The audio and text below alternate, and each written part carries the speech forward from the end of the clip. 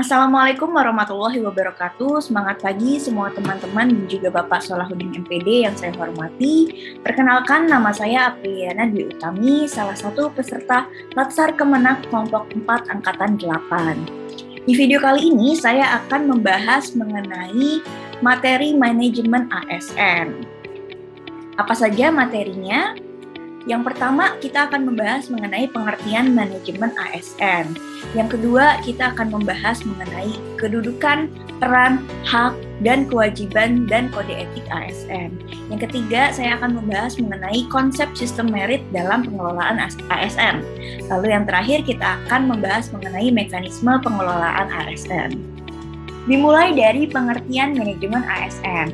Manajemen ASN adalah pengelolaan ASN untuk menghasilkan pegawai ASN yang profesional, memiliki nilai dasar, etika profesi, bebas dari intervensi politik, bersih dari praktik korupsi, kolusi, dan nepotisme. Manajemen ASN lebih menekankan kepada pengaturan profesi pegawai sehingga diharapkan agar selalu tersedia sumber daya aparatur sipil negara yang unggul selaras dengan perkembangan zaman. Nah, ASN sendiri terbagi menjadi dua. Yang pertama adalah pegawai negeri sipil. Yang kedua, pegawai pemerintah dengan perjanjian kerja atau sering disingkat P3K. Nah, terbagi dua ya di sini antara aparatur sipil negara, PNS, dan P3K. Lalu kita akan membahas mengenai kedudukan, peran, hak, dan kewajiban dan kode etik ASN. Yang pertama, kedudukan ASN. Pegawai ASN berkedudukan sebagai unsur aparatur negara yang menjalankan kebijakan yang ditetapkan oleh pimpinan instansi pemerintah, serta harus bebas dari pengaruh dan intervensi semua golongan dan partai politik. Jadi ASN ini bersifat sangat netral. Lalu peran ASN. Peran ASN adalah sebagai perencana, pelaksana, dan pengawas penyelenggaraan tugas umum pemerintahan dan membangun pembangunan nasional melalui pelaksanaan kebijakan dan pelayanan publik yang profesional, bebas dari intervensi politik, serta bersih dari praktik korupsi, kolusi, dan nepotisme. Tugas ASN sendiri terbagi menjadi 3. Melaksanakan kebijakan yang dibuat oleh pejabat pembina kepegawaian sesuai dengan ketentuan peraturan perundang-undangan. Yang kedua, memberikan pelayanan publik yang profesional dan berkualitas. Dan yang ketiga, mempererat persatuan dan kesatuan Negara Kesatuan Republik Indonesia. Lalu kita akan membahas mengenai hak ASN yang terbagi menjadi PNS dan P3K. Untuk PNS, ada 5 hak yang bisa didapat. Yang pertama, gaji, tunjangan, dan fasilitas. Yang kedua, cuti. Yang ketiga, jaminan pensiun dan jaminan hari tua. Yang keempat, perlindungan. Dan yang kelima, pengembangan kompetensi. Sedangkan P3K akan mendapatkan 4 hal, yaitu gaji dan tunjangan, cuti, perlindungan, dan pengembangan kompetensi.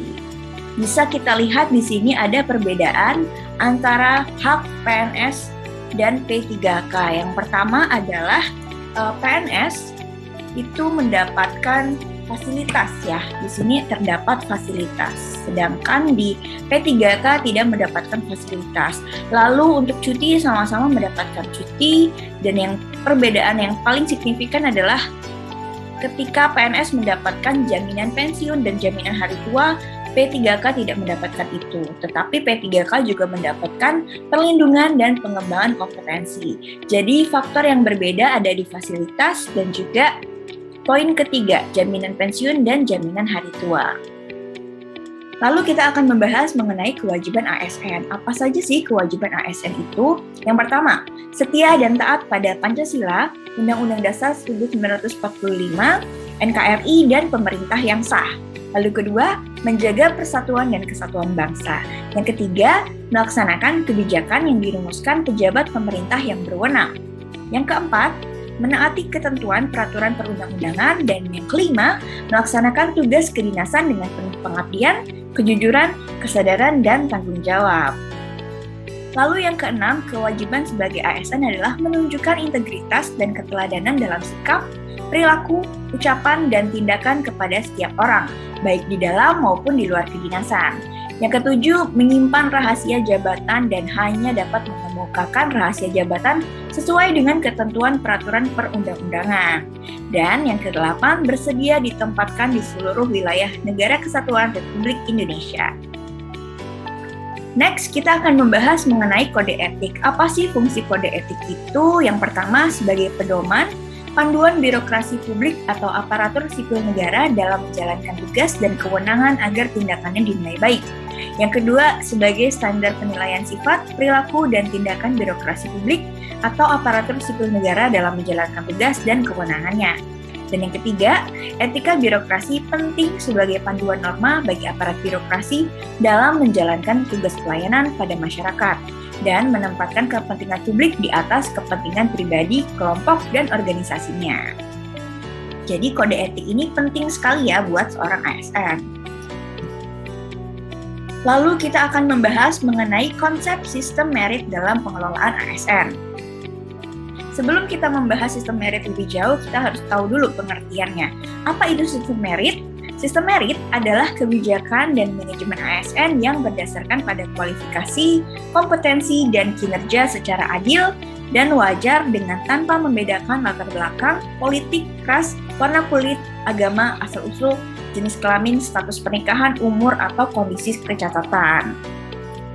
Seperti ini gambaran dari equity. Jadi sebagai seorang ASN kita harus menerapkan sistem merit juga ya teman-teman. Next, sistem merit bagi manajemen ASN. Bagi organisasi, sistem merit mendukung keberadaan prinsip akuntabilitas yang saat ini menjadi tuntutan dalam sektor publik. Sedangkan bagi ASN, sistem merit menjamin keadilan dan juga menyediakan ruang keterbukaan dalam perjalanan karir seorang pegawai. Adapun prinsip sistem merit terbagi menjadi 3, keadilan dan kewajaran, objektif, dan berbasis kinerja. Lalu, pelaksanaan sistem merit dalam beberapa komponen pengelolaan ASN terbagi menjadi 3, penyusunan dan penetapan kebutuhan, penilaian kinerja, pengembangan kompetensi, promosi, mutasi, dan penghargaan. Lembaga yang menjamin sistem merit dalam pengelolaan ASN adalah Komisi Aparatur Sipil Negara atau KASN dan juga Kemenpan dan RP. Selanjutnya kita akan membahas mengenai mekanisme pengelolaan ASN. Lalu mekanisme pengelolaan ASN terbagi menjadi 4, yaitu manajemen PNS, manajemen P3K, pengelolaan JPT, organisasi, dan sistem informasi. Mari kita bahas satu persatu. Dimulai dengan manajemen PNS. Manajemen PNS dimulai dengan penyusunan dan penetapan kebutuhan, lalu pengadaan, lalu ada pangkat dan jabatan, diikuti dengan pengembangan karir, pola karir, promosi, mutasi, penilaian kinerja, penggajian dan tunjangan, penghargaan, disiplin, pemberhentian, jaminan hari tua, dan juga perlindungan. Lalu, manajemen P3K. Manajemen P3K dimulai dengan penetapan kebutuhan, pengadaan, penilaian kinerja, penggajian dan tunjangan, pengembangan kompetensi, penghargaan, disiplin, pemutusan hubungan perjanjian kerja, dan perlindungan. Selanjutnya kita akan membahas mengenai pengelolaan jabatan pimpinan tinggi atau JPT. Akan ada 6 steps. Yang pertama, pengisian JPT. Yang kedua, pengisian JPT di instansi pusat. Yang ketiga, pengisian JPT di instansi daerah. Yang keempat, penggantian pejabat pimpinan tinggi. Yang kelima, pengawasan dalam proses pengisian JPT. Dan yang keenam, pegawai ASN yang menjadi pejabat. Lalu, dalam hal sistem informasi dalam manajemen ASN, sistem informasi ASN ini adalah rangkaian informasi dan data mengenai pegawai ASN yang disusun secara sistematis, menyeluruh, dan terintegrasi dengan berbasis teknologi.